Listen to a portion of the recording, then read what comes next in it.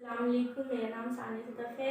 मुझे ड्राइंग बनाना बहुत पसंद है। जिस तरीके से गांधी जी ने कहा है इंसान को खुद मुख्तार रहना चाहिए, उसी तरीके से गांधी जी के इस रास्ते पे चलने की मैं कोशिश करती हूँ और मैं ड्राइंग मुझे बहुत पसंद है।